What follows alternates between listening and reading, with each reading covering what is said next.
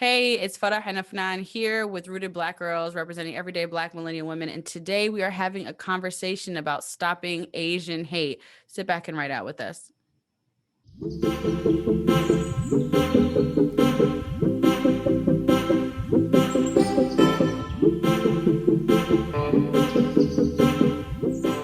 Hey, salam alaikum, Afnan. How are you?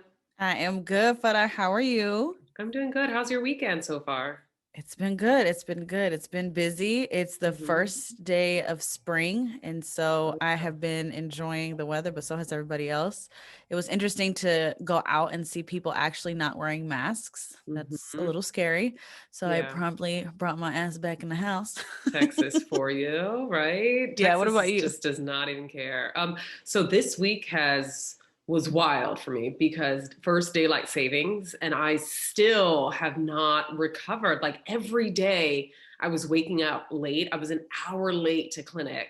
Wow. And this is the day I'm in clinic with the chairman, like head of our department. I was like, like that's not the day that you show up late to clinic, but I just could not get myself out of bed. And I thought I was an early riser, but I'm thinking if I get some blackout curtains, your girl would be sleeping in. Blackout curtains And are legit. For real, like e- they're a game changer. When I worked on nights, I exactly. couldn't live without them.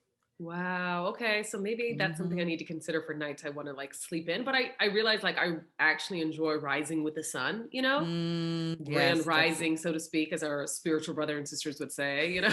I say good morning, but they say, yeah. Listen, I didn't even Um, learn until recently that good morning is something that you're not supposed to say. Like you shouldn't say good morning. I was like, y'all gonna get over this. Good morning, Yeah, I okay? know. I was, of course, TikTok tells you a lot of things, and they said that, the language is almost like a spell in a way, and that the English language is very interesting, and that you say good and morning, so there's morning in there.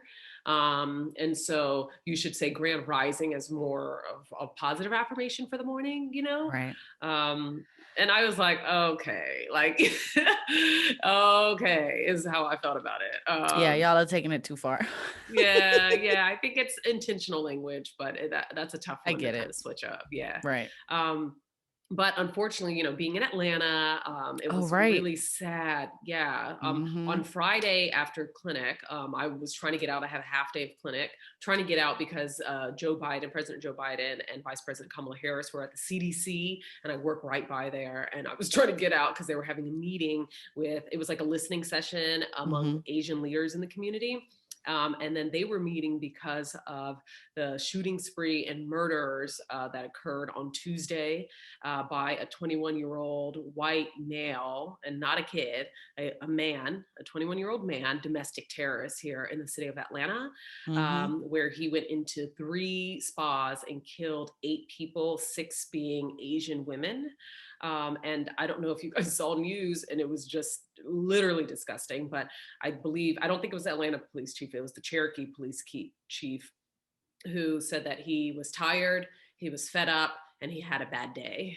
And he decided to, That's act how they out. describe this man, this domestic terrorist, had a bad Yes, day. I had a Good Lord. bad day, girl. And when I heard that initially, I was like, no, he didn't, Mm, and still, I think he's jeez. removed himself from the case since then. But I don't want to spend too much energy on the murderer. I think a lot of people Absolutely. have waited and have not called it a hate crime, but I think because I think it's a hard classification from a legal standpoint, me not being an attorney or a lawyer. But Mm, I think from a cultural kind of socially understanding what occurred, we can call it a hate crime. We can, right. it is what it is.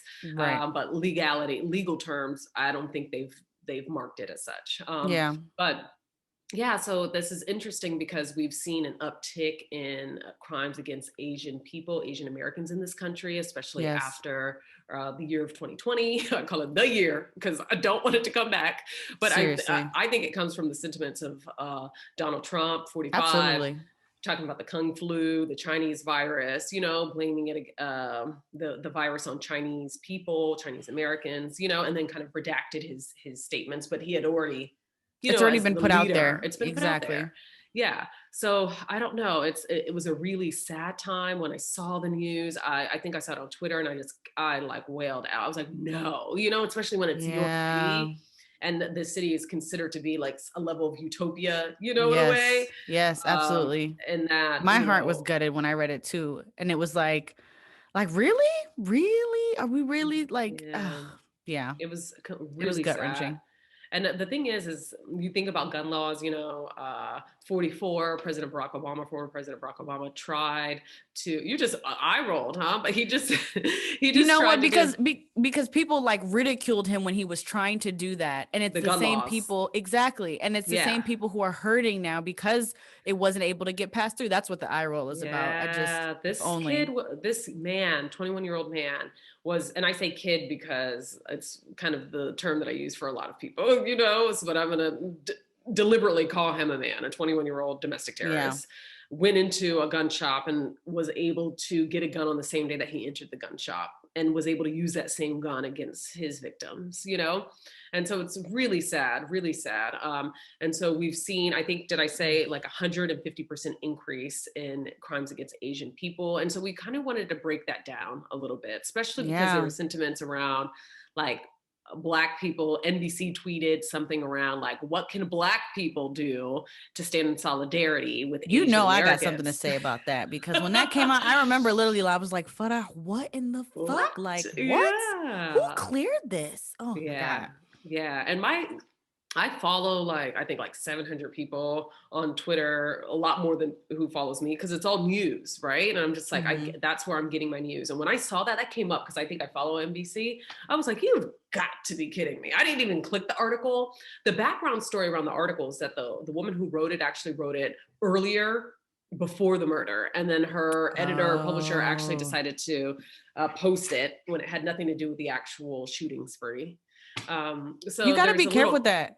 You know, I'm not even going to jump into that. I feel like journalists have an obligation, an ethical obligation Mhm. to be mindful about how those headlines are going to play out, regardless of their Yeah, intent, because they know people are not going to read it in its exactly. entirety. Anyway, I digress. Yeah, there's Continue, a Fada. whole thing around like people just reading headlines and thinking the Yeah, they do grass that all on beneath. purpose. You see Yahoo Oh, News, you know how yeah. ridiculous Oh, that Yahoo. They're is. known to be kind of on the right side, right winged, God.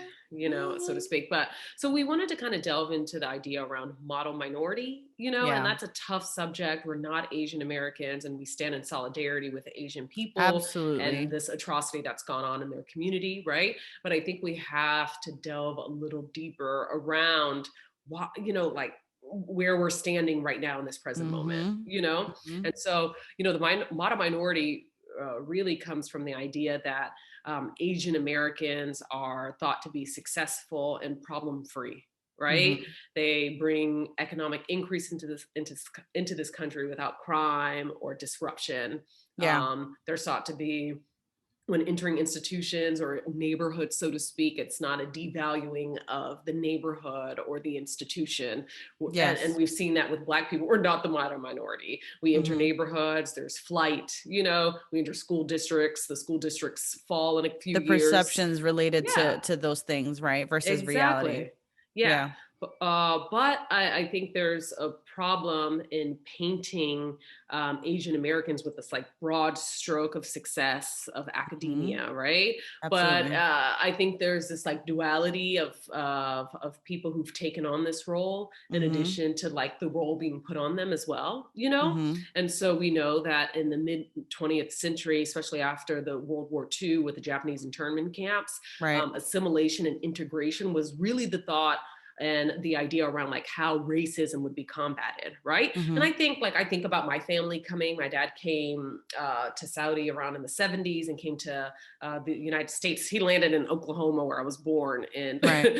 in the 80s, right? And Mm-hmm. he felt racism, but I think he also had the idea, like the idea around that time was assimilation, integration, act like them, Right. and they won't like attack us, right? Bother you. Yeah. Yeah, they won't bother you. For Black people and Black immigrants who entered this country, they were able to kind of take on the academic successes of this country, but still they're seen as nowhere near a model minority. Right. No, of course. And there, of course, are especially with Black immigrants and just seeing face value. We are Black people in this country, right? Exactly. But so yeah, so I was just like thinking around that idea, but I lived in the Bay Area between 2010 and 2015. And You're so the Asian awakening, community mashallah. there, alhamdulillah, yeah, I'm really, really excited. And I'm really happy that I had that experience. No, But mashallah. it's interesting because first, being at Berkeley, right? It's just like everyone's Hmm. like, woke before it was cool to be woke, right? And Right. so I didn't see I don't remember my experience at the University of Florida seeing Asian people in like coalition building. There weren't a lot of Asian students. I might know like maybe five or so that I may have been in connection with. Yeah. But I don't remember like the idea of coalition building at that time. Yeah. So at Berkeley, though, that's Y'all all are I deep, saw, mashallah. right? Like That's y'all all I are. saw were like Native Americans, Yeah. Pacific Islanders, Native Hawaiians, that were there. And there's a grave and large history around coalition and solidarity building around Black people and Asian people in the Yeah. Bay Area, Yeah. right? Yeah. Yeah. And then also the people, some people, right, the Asian community there are not afforded the economic successes and academic successes of other Asian communities. Right. Right. Right. So I think the broad stroke is kind of a messy stroke in a sense, and kind of really devalues the experience of Asian Americans who don't have that model minority successful kind Right. of without problem, Yeah. with money. And Yeah. so, yeah, I was just reflecting on that. I don't know, have you had kind of, what's your Mm. interaction with the model minority among the Asian community?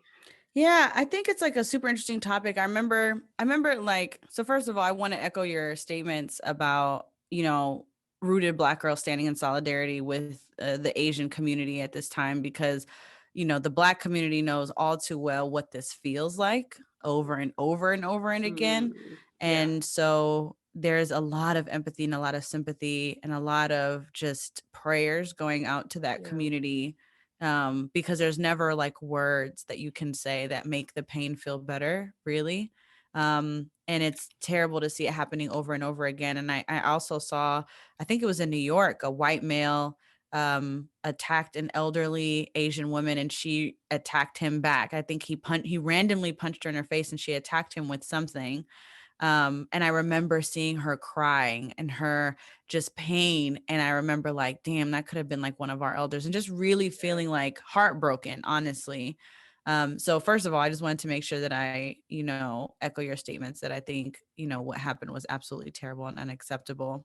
And just another reason why all of us really should be working against white supremacy because nobody benefits and we all win when we rally together.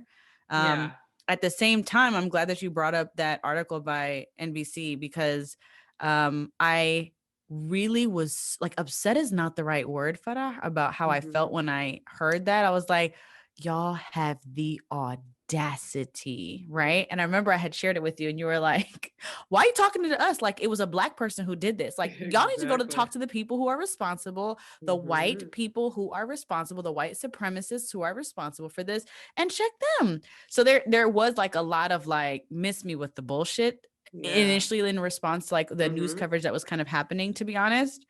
And I remember thinking, and I'm not gonna lie, and I say this as somebody who's actively working to be more aware um of these systems and of my responsibility as an individual, both in my community as part of the minority community.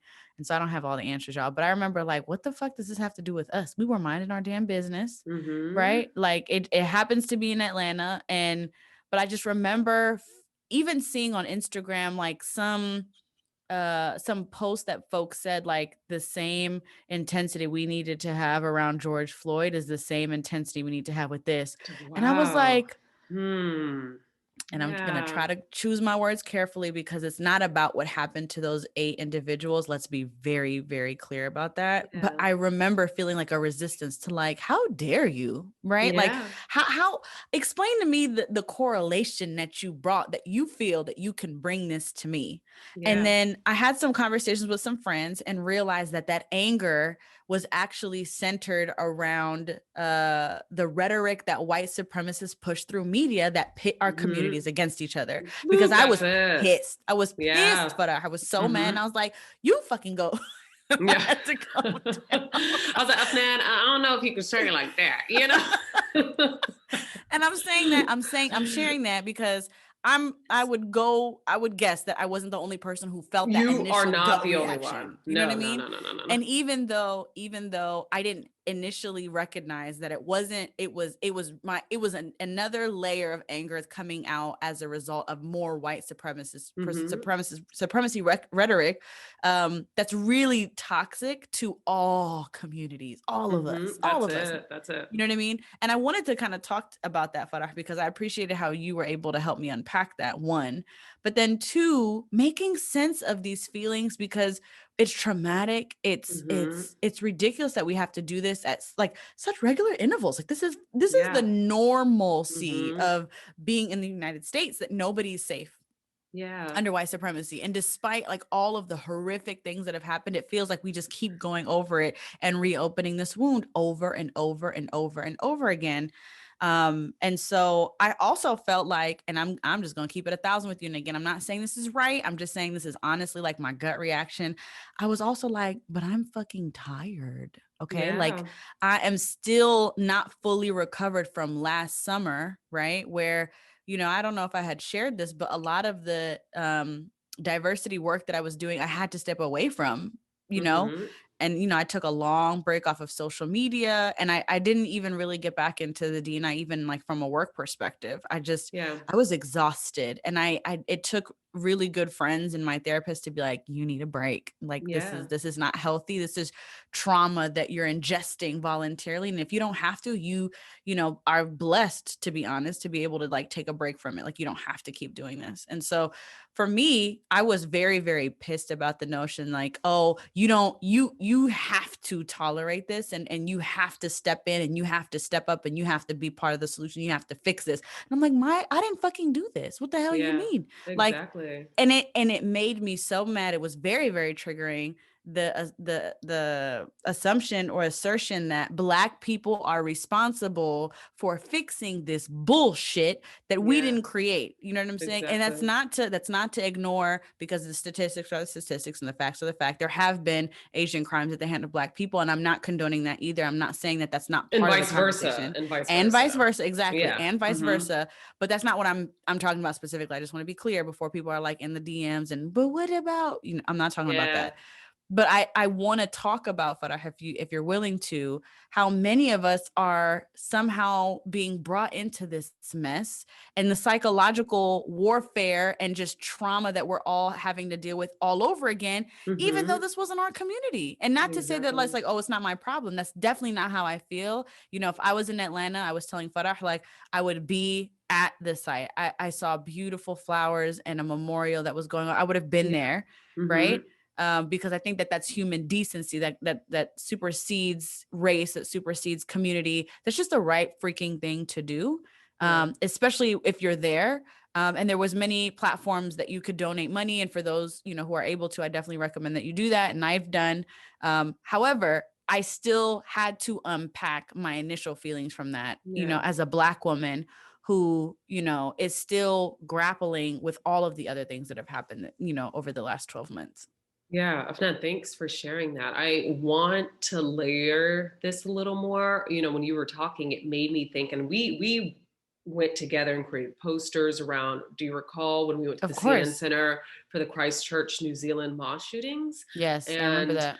I remember, we hold this intersectionality. We talk about that often, of being Black, of being Muslim, of being woman. So we connect with so many struggles all the time and feel struggles, right? And Mhm. so this affected our Muslimness, right? And we stood in solidarity. We showed up. We went to the vigil here held in Atlanta at the CNN Center, really close to my place. And I remember us having a conversation around like, okay, we're not really hearing our homies, our, people who do not share the Muslim faith, but maybe connect with us in other ways, women, Black people, Black women who stood in solidarity against the Christchurch mosque shootings, right? So now in thinking about that, we didn't even talk about this earlier in our like Right. pre-meeting, but it made Mhm. me think like, how do we layer it? Because I think we were looking for a little bit of condemnation of like, we stand not condemning because it has nothing to do with you, but that we stand in solidarity with your community, right? Yeah. Especially because being a Black Muslim woman, I mean, I'm connected to every struggle. There's a trans gender person who dies, I'm like feeling it, you know. Asian Mm, women are dying, I feel it. A black man gets killed and knelt on his neck for 8 minutes and 46 seconds, and I'm, you know, I feel it, right? yeah. And I'm a very feels person. Like I be like An in it, and you be empath. like, Fada, like, what is wrong with you today? Can you do the episode? I'm like, girl, I just don't know, you know. Mashallah. So, Yeah, you're very, I love alhamdulillah. it. So I just wanted to, you know, I'm sorry to bring Yeah. it all up to you, and I'll No, answer too. But what I are your think that's thoughts around true. that? You know what? A part of it is, if I'm speaking honestly, and again, I'm not saying this is right. I'm saying that I'm still working through it, y'all. Let's be clear. Mm-hmm.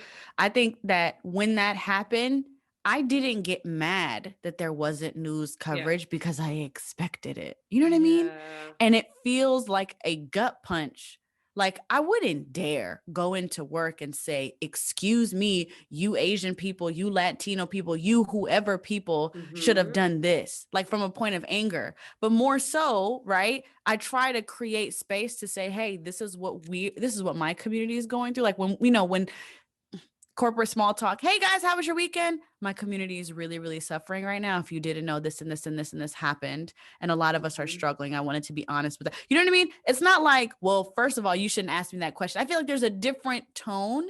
Does that make Yeah. sense? Energy. Okay. Yeah, and I think that, and that's why I'm glad that you had that conversation. You brought that up, because even then I wasn't upset that it wasn't getting news coverage. What Mm-hmm. I did get upset with is if I brought it up and people brushed over it, or people didn't acknowledge it, or tried to belittle the incident or compare it, right? Like, And no if one's I doing that. Yeah. yeah, you know what I I mean? get that. And that's the what I had a problem with. And I think that in some other minority groups, sometimes it feels that it's not a matter of like educating and holding space and, like, sharing openly. It's like Mm-hmm. heavy with contempt, judgment, expectations to the Black community. But a lot of times, and I'm glad that you pointed out, what it really gets down to is a lot of these individuals are not saying that directly to me. Like, I don't have, like the Asians that I have in my family through marriage or whatever, I feel very, very connected to them. I feel very, very close with them. I feel Mm-hmm. that when these incidents happened with George Floyd or whatever, I knew I had their support. They knew they had my support, excuse me. Mm-hmm. Um, but the media pitting us together is what it's traumatic, and I didn't Mm-hmm. even realize it until you had pointed it out. And I think even in that situation, that was what was different. You know what I mean? Yeah, yeah. No, I hear that. That's I felt that when you said that. I was like, "Oh, I get that." Like, I think Mm-hmm. we want support, but we're not forcing it. But I do think that coalition and building in solidarity among oppressed people will get our point further across, For right? sure, a And I thousand know we percent. can't do this alone, right? No, And so exactly. I don't, it's interesting, right? Because when you put the two together, I think black people in this country are dealing with something at least annually, but at least quarterly, right? Of something happening in someone's community that, and we think about like this Yeah. is happening all the time, daily, for black people, where Yeah, I it's think not just on the news. It's like our lived it's our experience. If lived it's not us, it's our experience. friends. If it's not our friends, it's our coworkers. If it's not our Hmm. coworkers, it's our family. You know what I mean? Yeah, exactly. We don't want Asian people to live like, in no way do we want Asian people to have the experience of black people. No. You know, like we don't want it. But I think people Anybody, have to no one be, should have to live no the one should Black have this experience. experience. But if you, Yeah, and then there's a layered piece here. Like if you ask me to be anyone and be I reincarnated, would would I say I be want to be anything Black again. outside of who I am? Right? It's very interesting. It's very fascinating. But Subhanallah. so the model minority, I think, is very much and you know, people can push back, and this is not to be disrespectful to anyone, because I Of see it course. as even my dad immigrating into this country, my mother immigrating into this country, thinking the model minority would help them and Mm-hmm. remove the fear of racism, that the Right. terror of racism, Yeah. and how and what that could do to That them, was taught. right? That was It taught was in the taught. It communities. was Like, taught. if you Assimilate, behave, integrate. yep. Yeah, If you exactly. comply, you follow instructions, you wouldn't, you know what I mean? And I feel like Yeah. even immigrant families to a certain extent would say, when those situations would happen, like, well, he didn't do what he was supposed to do, and that's why that happened to him. You know what I mean? Exactly. That notion, which is Exactly. totally false and bullshit. But anyway, continue, Farah. So I just think that there has been a dual relationship in Mm-hmm. taking on the model minority in addition Mm. to participating in it, and then it not serving its purpose for you when Wow. your community is jolted into terror experiences every few years, you know? And so we think about the Japanese internment camps, we think about September 11th, right? Mm. We think about Chinese people and like their issues with like STEM communities and education. We think about the Asian lawsuit people that's in going general. on in Yeah. Harvard, right? About them not being able to get into schools, these Ivy League schools, because there's too many of them, right? So Yeah. there's a lot going on, right? And I think sometimes Asian Americans are jolted in less frequently than Black people, but we shouldn't like really compare our struggles, right? Of And I course. think Black people, and from my experience, when I looked on my timeline, and this is like a self study, all my homies were posting in In solidarity solidarity. of this, Absolutely. right? Yep. So I think when we think about this, we really have to think like the model minority. I saw an Indiana professor who said this. She said the model minority is a powerful drug. It works, but with all drugs that are consumed in excess, it's toxic. Mm. And it's just Wow. it's not going to work for you in the end. You know, it's Yeah. a nice band-aid, but if you're not standing with other in solidarity with other marginalized affected communities, you know, it's going to come for you at some point. Yeah. That's We know that white It's not supremacy will come self-serving. for you. It will come Period. for you. You It's just know, a you matter of cannot time. hide from it.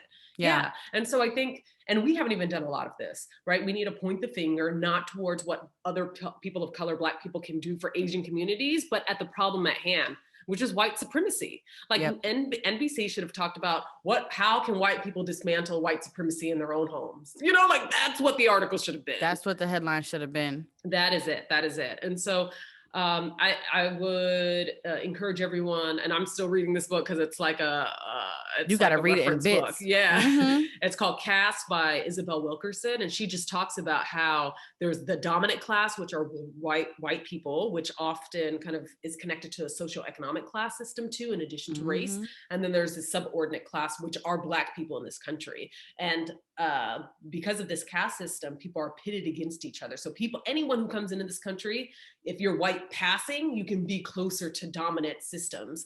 And so if you're not like knowing how you're participating in this, they're using and taking advantage of you to kind of put you A into this thousand white percent. bubble until Yep. they're going to come for you because you don't technically fit into this supremacist When you model, make you the know? mistake that you're equal, and they will Yeah. quickly remind you that you are not. Very easily. And so Yeah. I did, you know, Van Jones is always very, very you know, he's interesting. He's I know how up and you feel down. about it. But he did write an article on CNN, I think, yesterday. And Mm. I did want to touch base on it because he's interesting because he is kind of like an apologist, or like he's always trying to coalition build, which is the positive Mhm. form of like what Van Jones does. But I he love how wrote an you're article about how Black people and Asian people have worked together historically, and okay. he talked about Frederick Douglass. Advocated for free migration into this country when Asian Americans were brought to this country to work on the Transcontinental Railroad. And so we had our leader, Frederick Douglass, who spoke out against the prevention of their migration to this country. There was, during the Philippine-American War, Black leaders opposed US colonization in the early 1900s. We know historically Muhammad Ali, Malcolm X, Dr. Martin Luther King, who spoke out against the Vietnam War, right? And so that was really important, especially as Yeah. Black Muslims. We know Muhammad Ali like lost he was Yes. stripped of all of his titles to stand up against this. And so he's touted as the GOAT for that specific reason, for standing on a Absolutely. truth, right? Yeah. Um, and so, someone said Black men should fight white supremacism or white racism and not Vietnam freedom fighters, you know? And so we Child. think about the Vietnam War, and I'm almost done, y'all, but I did want to, because I thought it was important. So there was also the Emergency Detention Act, where the US government saw Black radical leaders and wanted to detain all of them, much like the Japanese internment camps. Yes. And Mm-hmm. Japanese leaders actually came at the support of Black people and really kind of Mashallah. legislated around, you know, preventing and repealing Yeah. this act with Richard Nixon. Yeah. And then we think about the Vincent Chin murder in Detroit in 1982, where Reverend Jesse Jackson spoke out and went into that community and built solidarity and coalition building among Asian communities in Detroit. And so Malcolm X also, when he was no longer part of the Nation of Islam, he connected with Japanese leaders like Yuri Kochiyami. And then also we know that Asian Americans have supported Black Lives Matter to whatever degree y'all like to, you know, in your own experience, but that's also been the case. And so I I love think the history recap for that. This is I amazing. wanted to recap it, right? Because I think there has been a It's history of very coalition easy. building. Yeah, if without looking at the historical context to emphatically say, one side or another, but it's important. Yeah. You're right. Yeah, and I think it's all about relationship building, about storytelling, about connecting with other people, right? And I think, Black people are very much tired of having to stand and protect and connect with all marginalized communities, right? Because we Yeah, connect with so many struggles. And so, but we are in support, right? And it may of look course. different than what you want from us, but know that we're there for you, you know? Absolutely. Yeah. Absolutely. I love this episode. I always really appreciate Farah. I say this to you all the time, but I really mean it. Providing language and contextualizing our feelings. I think there's so many people who have not done, like, obviously, like, you're an avid reader, mashallah, and you're even you being on Twitter, like the concepts I think that you're able to put words to really Mm, have helped me, I'll say, make sense of my feelings and provide some, like I said, it's like some context and background so that I understand where I'm rooted in, and I can yeah. continue to do the work to say, you know what, this is something I need to continue to look at. So thank you. Yeah, I thanks, appreciate you. man. I love all the conversations that we have from Lori Harvey, and gaining lessons from her to, this like stop Asian hate kind of conversation Hmm. that we're having. And so Yeah. I think it's all about like how we take these conversations into our homes and continue having these conversations, right? Yeah. And so I'm glad that we're having the conversation like the two of us like sisters. Yeah, I appreciate that. Jazakallah Yeah. khair. I love Yeah. it. Thank you. I appreciate Okay. it. But yeah, let us know. Like, we could keep the conversation going. If you guys follow us on Instagram, definitely hop into the comments and let us know. And if you're listening to this podcast on your favorite platform, please make sure that you rate and review. And until next time, peace. Bye, y'all.